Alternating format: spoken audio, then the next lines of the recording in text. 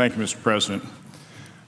By now, Mr. President, it's really should come as no surprise that the Senate has not passed a budget in over 3 years. I believe the exact day count is 1,111 days.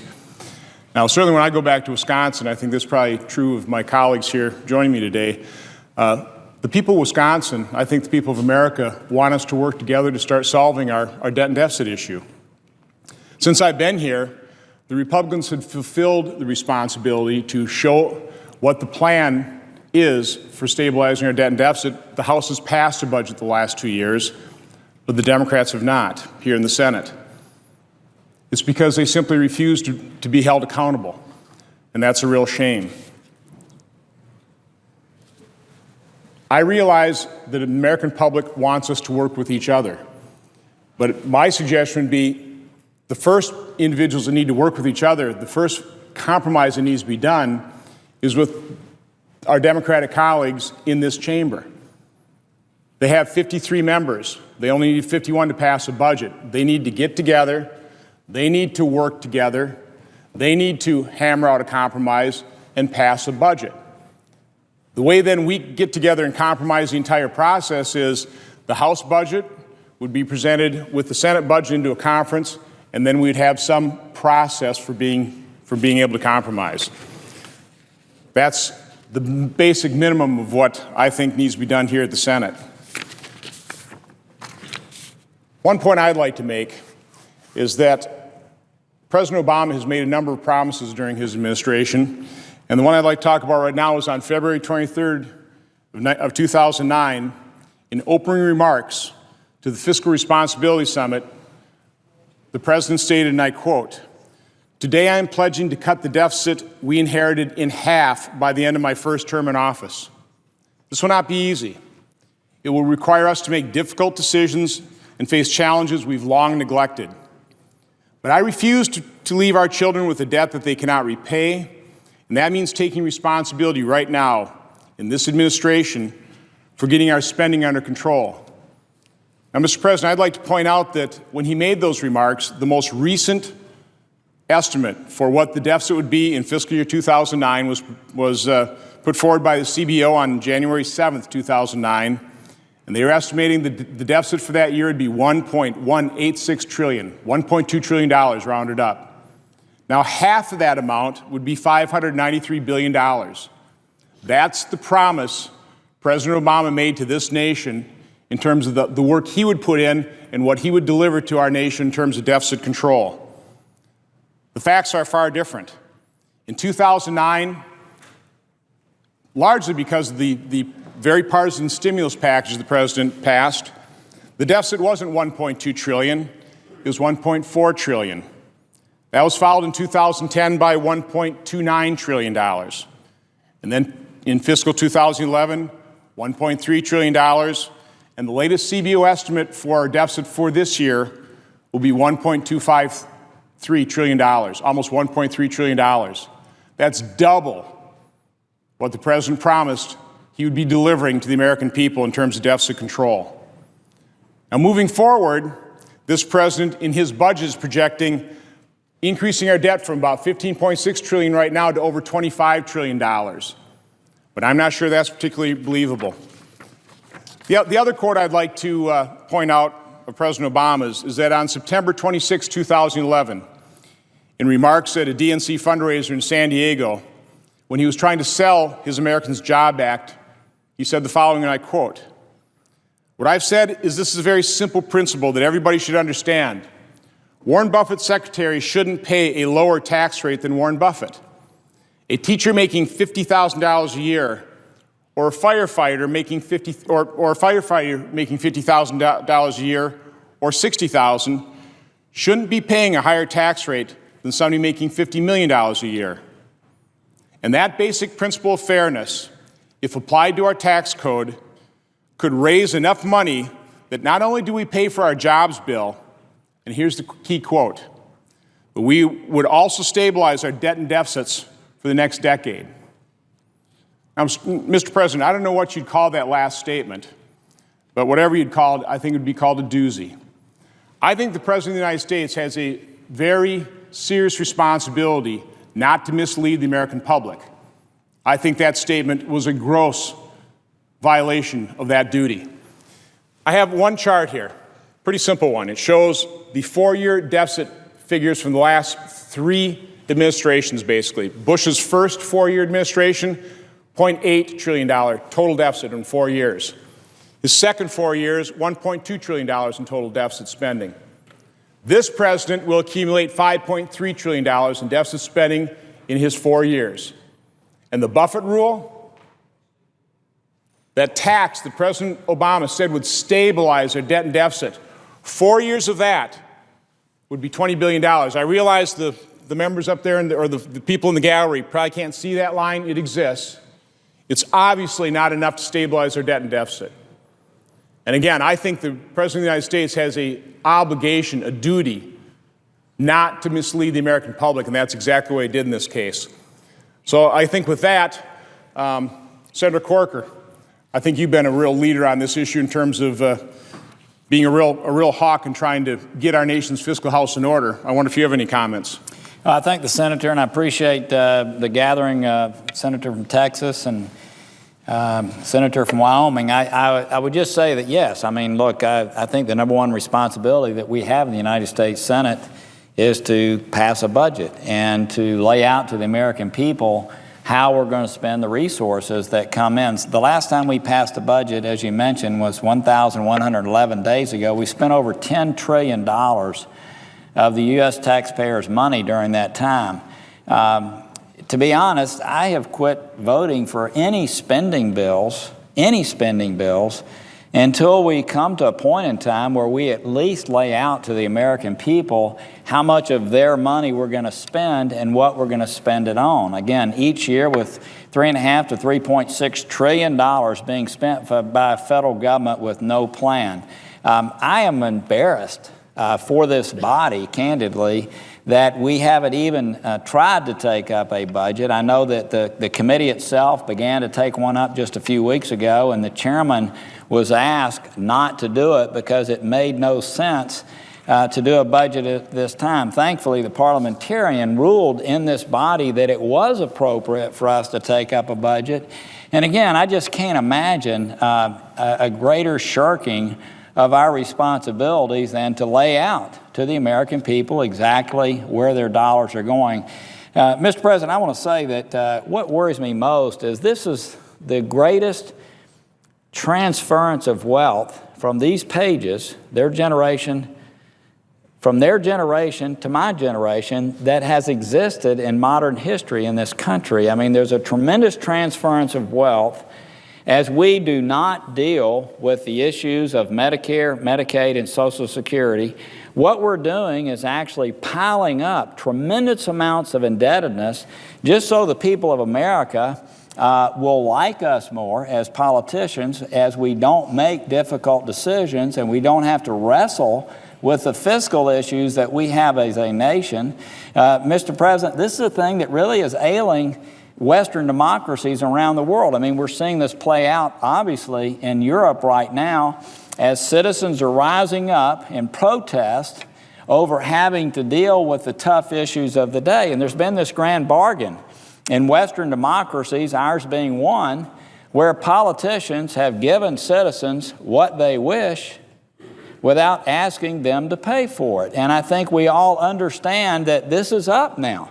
I mean, we have a dilemma in this nation. We have a dilemma around the world right now because of our inability to deal with this issue. And so in the process, what we're doing is basically transferring wealth from this generation to my generation. It is absolute generational theft, and I think speaks to the greatest vulnerability we have as a nation. If you speak to all of our national security analysts, you speak to anybody in this body, and we know that our greatest threat is not what's happening in China.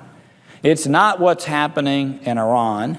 It's not what's happening in Syria. But the greatest threat to this nation is we ourselves. And for some reason, this body has chosen to totally shirk our responsibilities as it relates to dealing with this issue. I know that over the next couple of weeks, We're going to have the opportunity to really vote on some budget resolutions. I agree with the senator from Wisconsin. I would hope there would at least be some way that this body could come together and present a budget for debate. If not, I know there's going to be some alternatives that are put forth. But again, this is the greatest threat to our nation, and that is our inability to show the kind of discipline that we need to show as a nation. Our country's greatness is dissipating as we continue to shuffle this under the rug and not deal with it.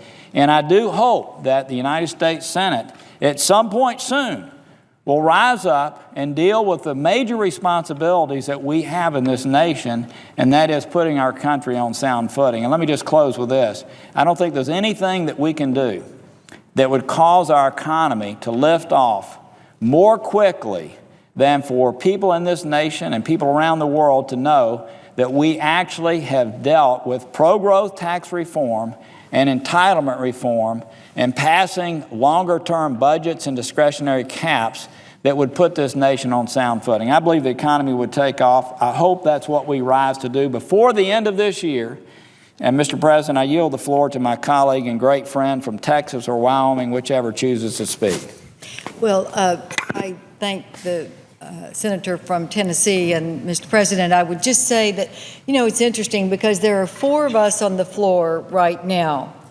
Senator from Wisconsin, the Senator from Tennessee, the Senator from Wyoming, and myself. We have one thing in common. Every one of us have run a business. Every one of us were in business before we came to the United States Senate. So we know when we're talking about new taxes, which is all we hear from the administration, that new taxes are not going to help this economy grow because our small businesses are scared to death out there. I know because I've heard the senator from Tennessee and the senator from Wisconsin who came straight out of a business who ran for the United States Senate because he was so frustrated in business.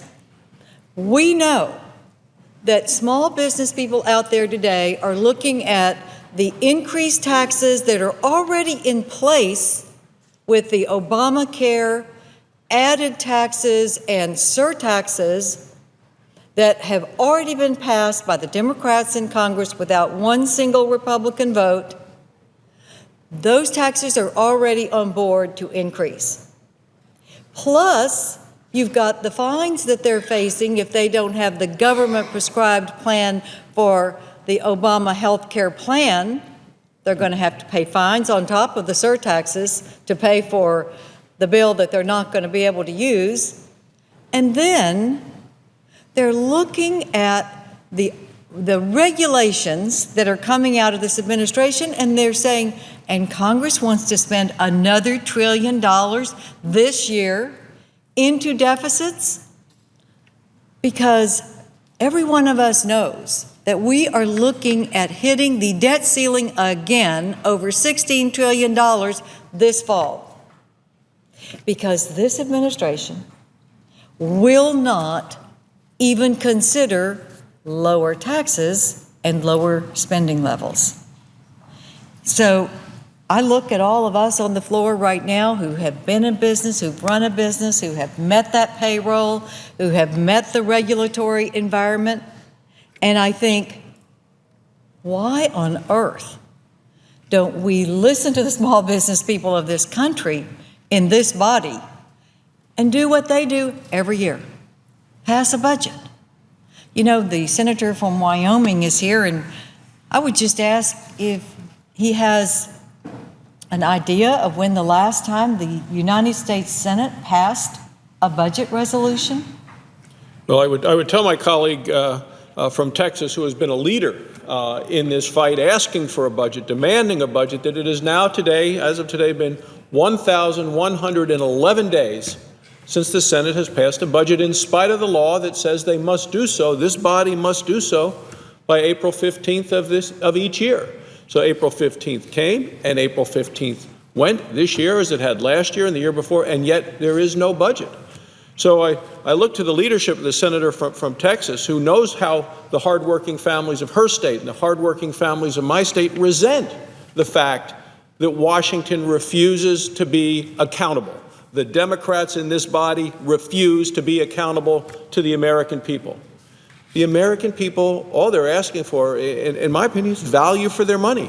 They want to make sure that the money that they send to Washington is being spent effectively, efficiently, and they're actually getting value for their money. And I assume that's what that my colleague is hearing from Texas as well. Well, of course. And, you know, the spending issue is very interesting. And I look to my colleague from Tennessee, who is really one of the deficit hawks in the United States Senate.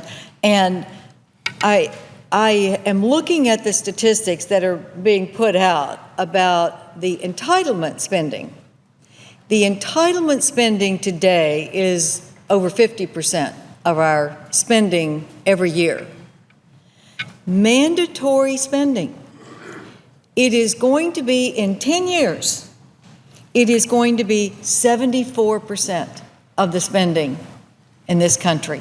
Now, I would just ask my friend from Tennessee, because he has really been pure on this issue, I have to say, being the deficit hawk that he is, I would ask him, how would we be able to solve the spending problem of this country without addressing Social Security, Medicare, and Medicaid mandatory spending that will be at 74% of the budget in 10 years if we go at this rate? Well, I know the senator from Texas spends a tremendous amount of time on appropriations issues and knows a great deal about this. And she, more than me, knows that if you wiped out all discretionary spending, which this year is going to be capped at $1.047 billion, you still wouldn't wipe out the budget. So what the senator is saying is absolutely true. I mean, we could do away with all defense spending, all educational spending, all research and development, and you still could not cause our budget to not have a deficit. Let me just give a stat, and I talk about this a lot back home, and I'm so glad you've given me this opportunity. The average American family in America today earns $43,500. The average American worker earns $43,500 today.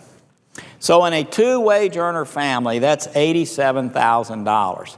Over their lifetime, in today's dollars, that family will pay into the Medicare program $119,000, and that includes the part that the employer pays on their behalf. So between what they pay in and the employer, you've been an employer before, and you know about paying the Medicare taxes into the system, that combined amount of money for the average American family today is $119,000 in today's dollars.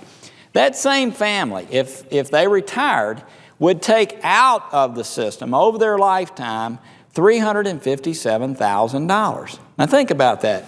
And that's in today's dollars again. $119,000 going into Medicare on their behalf.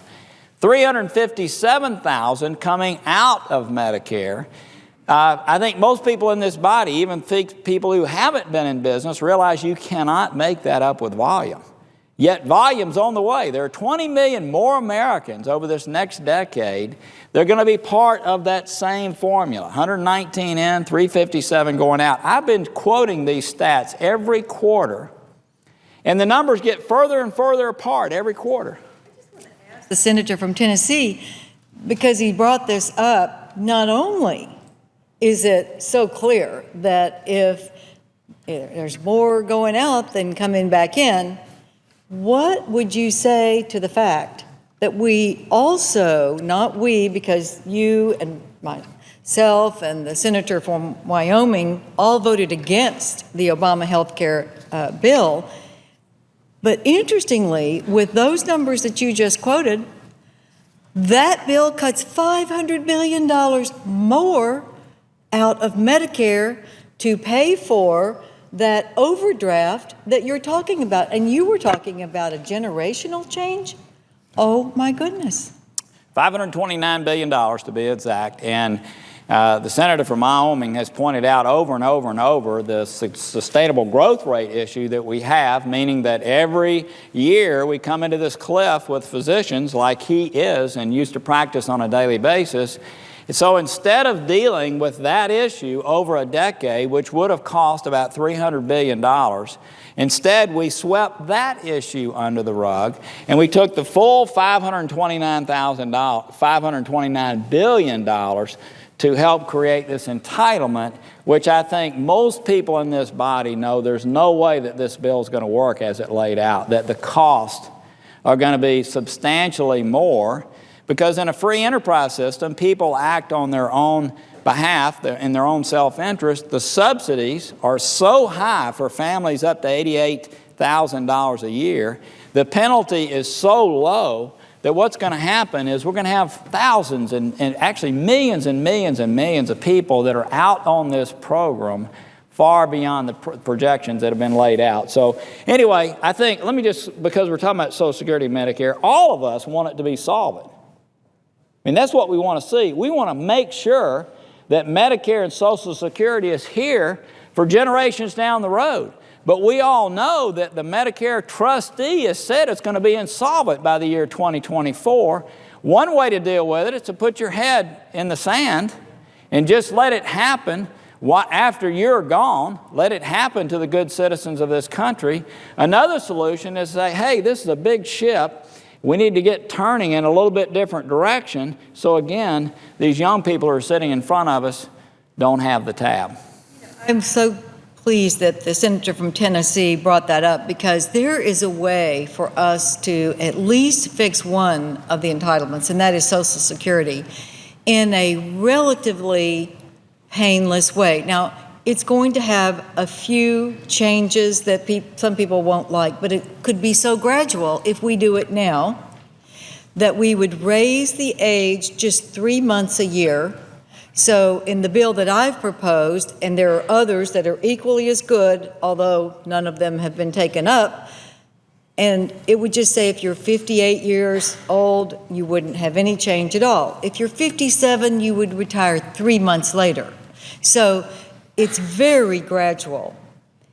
If you do that and you adjust the cost of living increase, you would not have to raise any Social Security taxes. You would not cut the core benefits at all, and you could gradually ease into a system that will be solvent for 75 years so that our elderly who need Social Security will have it there. And that's on the table now. But what is happening in Congress and where is the leadership from the White House? Nothing. Nothing. And I'm going to ask the senator from Wyoming, because he is one of the 2 actual physicians in the United States Senate. He knows more about the Obama health care system, and when you look at what the Obama health care system is doing to Medicare, cutting it $500 billion, and then this Social Security issue that I addressed, the Medicare overall issue that you addressed, the senator from Tennessee, and what the senator from Wisconsin, who has the real on-hands, most recent small business experience, showed in his charts. I would just ask the senator from Wyoming, the real doctor in this body, what is going to happen if the Supreme Court doesn't save America by throwing out the individual mandate on constitutional grounds, and we actually have the implementation of the Obamacare with the taxes and fines that are going to come in on January 1 of next year if we don't act? Where are we going to be in health care in this country? Well, I would tell my friend and colleague from Texas, who is a wonderful student of this as well, that this health care law is bad for patients. It's bad for providers, the doctors and the nurses who take care of those patients, and it is terrible for taxpayers. We're going to get stuck footing the bill. So it's not a surprise that this administration doesn't want to come to the Senate, is embarrassed to come to the Senate with a budget, because they know that the American people would be so much offended by the irresponsibility and the nature of such a budget. And that's the situation we find ourselves in now. And as both my colleagues have said, that with the Medicare, they took $500 billion from Medicare, not to save Medicare, not to strengthen Medicare, but to start a whole new government program for someone else, which is why when I travel the state of Wyoming and talk to seniors, they say, we don't like this health care law. It's why the health care law is more unpopular today than it was the day it was passed. But I do notice our colleague from Wisconsin has a new chart that I'm trying to read from here, and I was just going to ask if he could share what is up on that chart so that everyone gets a chance to see and hear the explanation. Well, I thank the senator from Wyoming. Yeah, I came prepared with charts, and actually a number of things that have been already mentioned by my colleagues, I'm ready for. We're talking about the true cost of the health care law. You know, when this was passed, and I actually grossed these figures up because they actually netted out the savings of Medicare with new spending in Medicare. The way Obamacare was originally going to be paid for was about $1.3 trillion to cover about $1.1 trillion in outlays. And that was split up basically two ways, about $590 billion in taxes, fees, and penalties, and then $665 billion in reductions in Medicare, Medicaid, and Medicare Advantage. Now, we have not imposed the $208 billion of the doc fix, the sustainable growth rate formulas, because even Washington realized that if you reduce payment to providers, there will be less access for seniors. So I guess I don't have any reason to believe that those cuts in Medicare will actually occur. Now, if we move the budgetary window forward to the time frame when Obamacare truly kicks in, because initially, by the way, you had 10 years of revenue and only 6 years of outlays. But really, you only had 4 years of full outlays. If you move the budget window forward, the true cost of Obamacare over a 10-year window is $2.4 trillion, and that's a very minimal estimate. That's very conservative. If you don't impose Medicare cuts and you only grow the taxes, fees, and penalties about $816 billion, that leaves a $1.6 trillion deficit risk over 10 years. And we're talking about these deficits now that for 4 years have been 1.4, 1.3, 1.3, $1.3 trillion. We're trying to close a $1.3 trillion deficit with about $1 trillion worth of discretionary spending. Because the other graph I had, and this plays into what part of the earlier conversation was, back in the 60s, 68% of expenditures were appropriated. They were under some control here in Congress. 32% were the mandatory programs and interest. Currently, about 36% of government expenditures are appropriated, and 64% are basically off budget on automatic pilot. And then as the senator from Texas pointed out, 10 years forward, only about 25% of our federal budget will be appropriated to be discretionary spending. Everything else is on automatic pilot. That's simply not sustainable. The last graph I want to put up, and we haven't talked about this yet, here's what I really fear. If you take a look at the average borrowing cost of the United States from 1970 through 1999, when we were a far more creditworthy nation, back then our debt to GDP ratio ranged from about 40% to 67%. Our average borrowing cost as a nation was 5.3%. Over the last 3 years, from 2010 to 2012, our average borrowing cost has been 1.5% because we've held rates artificially low. Now, if we just revert to that mean, that would actually be a 3.8% differential applied to our debt. That'd be $600 to $700 billion per year in additional interest expense. Compare that to $1 trillion worth of discretionary spending. That would totally wipe out the defense budget, for example. Or if you maintain the defense budget, it would wipe out all the discretionary spending. That's what we need to be concerned about. That's the day of reckoning I'm concerned about, is when creditors from around the world take a look at the United States and say, you know what, I'm not going to loan you any more money. Or what's more likely to occur is they'll say, I'll loan you money, but at a far higher interest rate. I know the senator from Tennessee is fully aware of these types of figures. Do you have any comments on that, or any concluding comments? I would say to the senator from Wisconsin, number one, that's an outstanding chart, and I like the one before it even better. But the fact is that it's so easily known. Its illumination is so bright that we have a major fiscal issue in this country, and We're watching how that can play out and be so destructive to people's lives right now in Europe as they try to deal with these issues. Our nation is so large that, and the economy is so big, there will not be anyone to come to our rescue like we're seeing play out in some of these other countries. And for us to see what's happening, to know that we're participating in this because spending here in America is on autopilot. We're going to spend $45 to $47 trillion of the American people's money over the next decade. We have not a single document in place to lay out how that's going to take place. I just think it's incredibly irresponsible. It would be an embarrassment to me if I had some ability to run this place and to know that we had no budget. And yet we know the calamity that is going to occur if we do not deal with this issue. We understand it full well, and we're doing nothing about it. Instead, we're dealing with all kinds of issues here that all are about elections, and can one side make the other side look bad, and is this going to make a tough vote for somebody else, instead of dealing with our number one responsibility. So I'm hoping that somehow at least 60 folks in this body will be willing to pass a budget to then create a conference between the House and Senate so we can take a major step towards living up to our financial obligations as a country. And I thank you so much for organizing this today. And with that,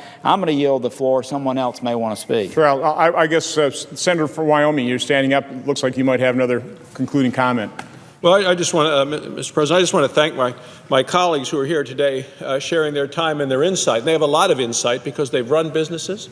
They've worked to actually meet a budget, live within the budget, have dealt with government regulations. And a senator from Texas was talking about these regulations. They're burdensome, they're expensive, they're time-consuming, hard to budget when you don't know what to expect. And that's what the American people who create jobs and who work jobs, they need some predictability, some certainty, so that they can make wise decisions. And when you have a Congress led by the Democrats in the Senate who do not pass a budget, the predictability isn't there, the certainty isn't there. There is so much confusion and uncertainty that people have a hard time making the longer-term decisions. And I know to my colleague from Wisconsin that that's what I saw in my medical office, and as I talked to my colleagues, and I know you had the same situation in Wisconsin. So I wanted to just thank my colleague from Wisconsin, as well as colleagues from Texas and from Tennessee, for their leadership and their continued efforts to try to get the Democrats in this body,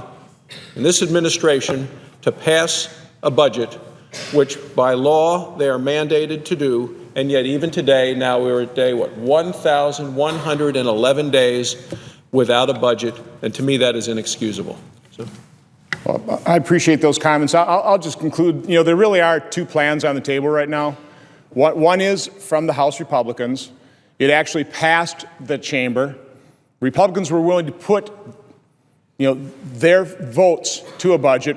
Republicans are willing to be held accountable. And of course, the other plan would be the president's budget, which last year his budget lost in this body 0 to 97, and his current budget lost in the House 0 to 414. So I guess you can say that's a plan. It doesn't sound like a particularly serious plan. So I guess I would, again, join my colleagues, and I want to thank the senators from Texas and Wyoming and Tennessee for joining me here. And I would just join them in asking this body to please, exercise your responsibility, own up to your duty, and let's pass a budget. With that, Mr. President, I yield the floor, and no announcements of a quorum.